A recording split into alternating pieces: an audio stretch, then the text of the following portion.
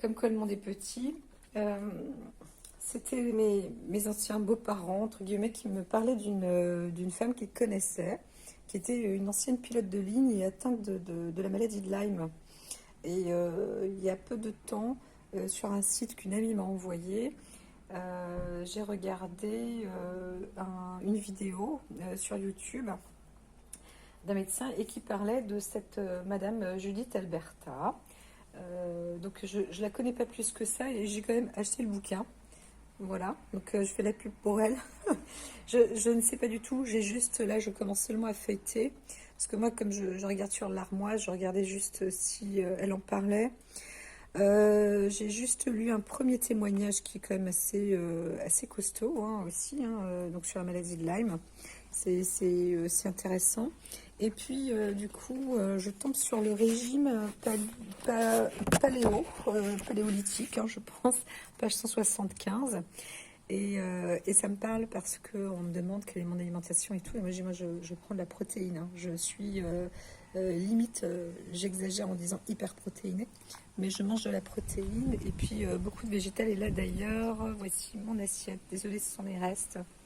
Mais bon, j'ai des amis en plus un ami qui cultive son jardin, donc j'ai droit, alors c'est pas ses tomates, mais là dedans il y a des endives, il y a de la laitue, courgettes, donc c'est courgettes, c'est laitue, tomates, fromage, voilà, fromage frais de brebis en règle générale.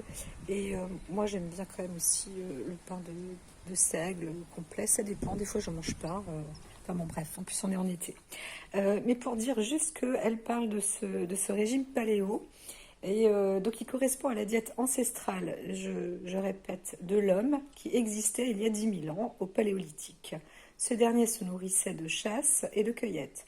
Nos gènes n'ayant pu se modifier dans une période aussi courte que ces 10 000 ans, il est logique que l'alimentation la plus adaptée à notre métabolisme, donc à la vie, soit la même aujourd'hui qu'en ce temps-là. Le principe de la diète paléo reprend donc les modèles de l'homme chasseur-cueilleur.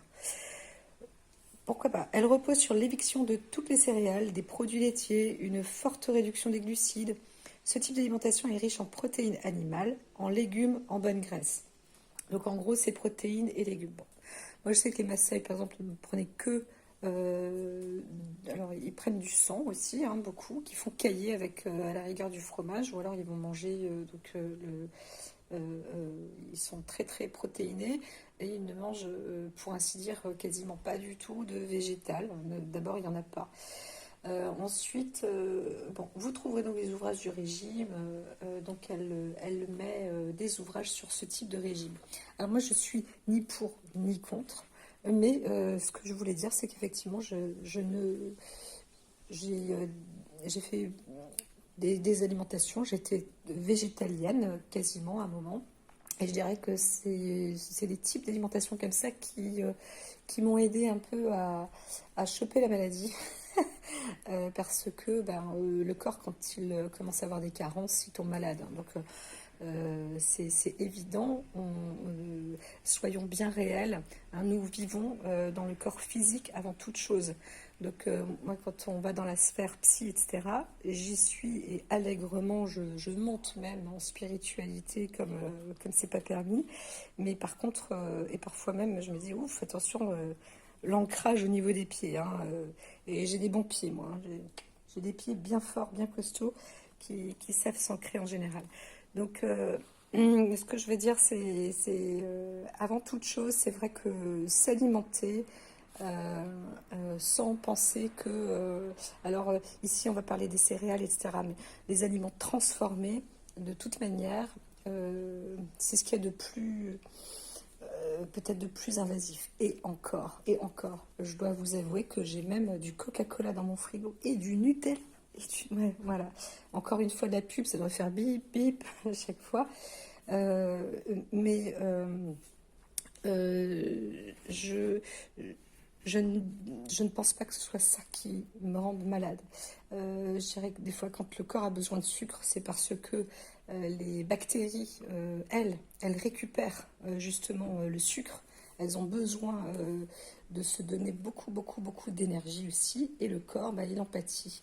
Je crois que le cerveau, il consomme 3 grammes par heure hein, de sucre. Donc, ça ne veut pas dire qu'il faut en manger non plus des tonnes, mais les sources GPL, glucides, protéines, lipides, tout ça c'est important. Et bien évidemment, nous sommes des êtres humains et nous fabriquons de la protéine. Et donc nous nécessitons de nous alimenter, nous avons la nécessité de nous alimenter avec de la protéine, c'est évident. Donc après, le respect de l'animal, etc., c'est une autre charge de discussion.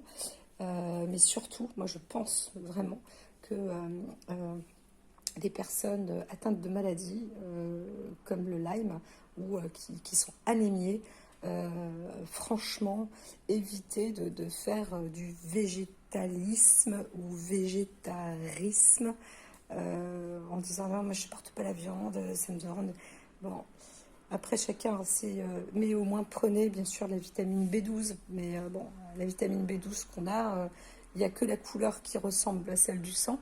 Et celle-ci, ben, je sais pas si elle est vraiment super super efficace. Voilà, j'ai assez parlé, peut-être un peu trop. Euh,